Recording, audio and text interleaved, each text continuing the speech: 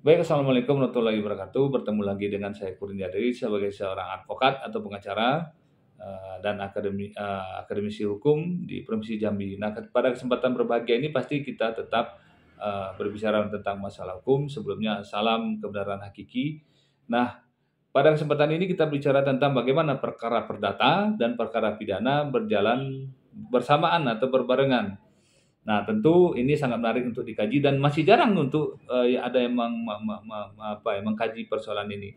Namun sebelum kita masuk kepada pembahasannya, sebelumnya mohon kepada rekan-rekan ya melihat channel ini supaya bisa di-subscribe ya, di like, share dan komen sehingga channel kami ini bisa tumbuh dan berkembang dan continue memberikan penyuluhan hukum gratis kepada masyarakat. Nah, yang pertama kita berbicara tentang bagaimana perkara perdata dan pidana berjalan berbarengan atau yang disebut dengan prejudisial atau prayudisial, ada juga yang bilang ada yang prejudisial gesil. Nah, terkait dengan ini sebelum kita masuk ke intinya, kalau menurut ajaran mazhab filsafat positivisme hukum yang diusung oleh John Austin dan Hans Kelsen, nah Kelsen menyatakan bahwasannya segala sesuatu norma yang tidak berasal dari negara maka itu bukan hukum. Jadi hukum itu hanya norma yang berasal dari negara. Karena negara lah yang mempunyai otoritas tunggal untuk membuat sebuah norma, itu dulu. Lalu setelah itu lahirlah mazhab utilitarianisme hukum yang berasal dari kata utilis ya, dari bahasa Latin yang artinya bermanfaat, berguna dan seterusnya. Nah, menurut mazhab ini yang diusung oleh Stuart Mill dan Jeremy Bentham, menurut mazhab utilitarianisme, hukum haruslah membawa kemanfaatan dan kebahagiaan kepada masyarakat. Jadi ini klop sekali, tentu hukum yang lahir dari negara akan memberikan kebahagiaan dan yang sebesar-besarnya dan kemanfaatan yang sebesarnya bagi masyarakatnya. Nah, terkait dengan ada perkara perdata dan pidana yang berjalan berbarengan dan harus dijawab dan tentunya harus memberikan kepastian hukum dan juga memberikan manfaat.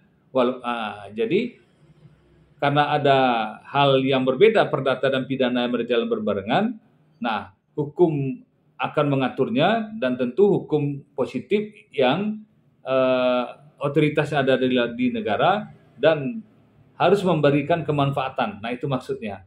Nah, coba kita lihat normanya. Normanya yang pertama adalah Perma, Peraturan Mahkamah Agung nomor 1 tahun 1956. Pada ayat 1 itu dibunyikan bahwasanya apabila pemeriksaan perkara dan perdata dan pidana berjalan berbarengan atas satu hubungan pihak tertentu, pemeriksaan perkara pidananya itu harus ditangguhkan terlebih dahulu. Tidak dihapuskan, tapi ditangguhkan, ditunda terlebih dahulu. Artinya perkara perdatanya jalan dulu sambil menunggu kepastian hukum di perkara perdatanya.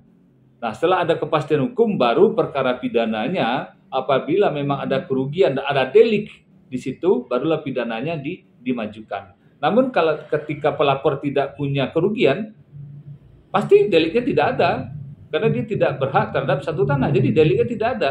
Nah, Mahkamah Agung sebagai garda terakhir penegakan hukum di Indonesia sudah mengeluarkan peraturannya. Nah, otomatis lembaga-lembaga atau institusi-institusi hukum yang berada berhubungan dengan Mahkamah Agung juga mengeluarkan regulasi-regulasi hukum yang sama untuk membantu, bukan untuk membantu, agar ada peraturan yang linier yang sama sehingga dasar hukum yang sama untuk melakukan hal yang sama terhadap persoalan yang sama. Nah, maksudnya sekarang ada perkara perdata dan pidana yang berjalan berbarengan, maka aturan menurut Mahkamah Agung begini, Perma nomor 1 tahun 56 menjawabnya. Lalu Kapolri ya sebagai garda terawal tentunya, institusi terawal yang melakukan penegakan hukum melalui penyidikan dan penyelidikan, itu juga pada tahun 2021 tepatnya tanggal 13 bulan Desember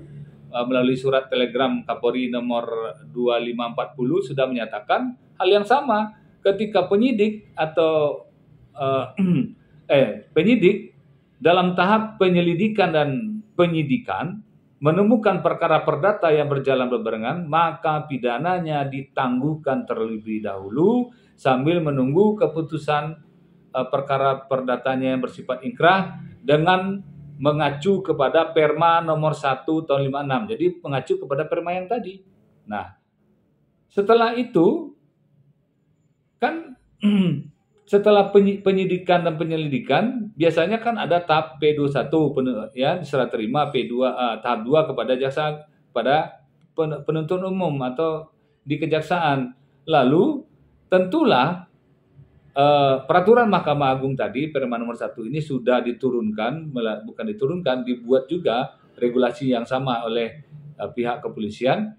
Di kejaksaan melalui surat jaksa agung juga sudah diputuskan bisa diedarkan surat nomor B, kalau nggak salah B230 pada tahun 2013.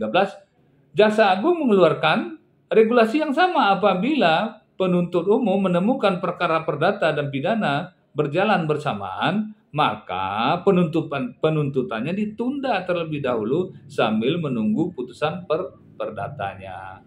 Ditunda dulu, bukan dihapuskan, bukan di SP3 kan, tidak ditunda dulu. Sudah ada kepastian hukum dalam perkara perdatanya, barulah dilanjutkan pemeriksaan pidananya. Nah, begitu aturan regulasi hukumnya. Bahkan surat Jaksa Agung ini lahir akibat kejaksaan mencurigai perkara perdata ini sering didramatisir atau dipaksakan menjadi perkara pidana. Nah, ini atas ketelitian Jaksa Agung ya, kecermatannya akhirnya keluarlah surat dari Mahkamah Agung dari Jaksa Agung pada tahun 2013 tadi yang menyatakan apabila perkara perdata dan pidana berjalan berbarengan, maka pidananya ditunda terlebih dahulu. Bahkan bukan itu saja, doktrin-doktrin hukum juga sudah menyatakan seperti itu. Seperti Ayah Rahab dalam bukunya Hukum Acara Perdata menyatakan terhadap prejudicial gesil apabila ada perkara tanah dengan orang yang sama, objeknya sama, berbarengan antara perdata dan pidananya, maka pidananya dihentikan terlebih dahulu sambil menunggu kepastian hukum di perkara di putusan pidananya. Nah, selanjutnya juga perkara di Khairul Huda menyatakan juga hal yang sama, bahwasanya apabila ada perkara perdata dan pidana berjalan berbarengan, maka pidananya dihentikan terlebih dahulu sambil menunggu keputusan hukum di perkara perdata yang sudah mempunyai kekuatan hukum tetap atau disebut dengan inkrah. Jadi di sini tidak ada keraguan-raguan lagi, sudah jelas regulasi hukumnya sebagaimana yang disampaikan oleh John Austin dan Kelsen tadi, norma-normanya sudah dibuat oleh negara, institusi negara, dan tentunya harus membawa kemanfaatan sebagaimana yang disampaikan oleh Jeremy Bentham. Nah, semoga ini bisa menjawab semuanya. Penegakan hukum, membawa kemanfaatan, memberikan kepastian hukum, dan tentunya pencari keadilan menemukan jawaban yang bisa membahagiakannya dan namun tetap juga berkepastian hukum. Nah, itu saja yang bisa saya sampaikan pada kesempatan hari ini terhadap prejudicial gesil. Sudah jelas regulasi hukumnya yang mengatur. Nah, kalau masih ada pertanyaan nanti dari rekan-rekan atau kawan-kawan bisa nanti ditulis di kolom komentar ya tentunya. Dan yang pasti semoga bermanfaat dan bernilai pahala buat saya. Nasrun minallah wa fatun qarib. Assalamualaikum warahmatullahi wabarakatuh.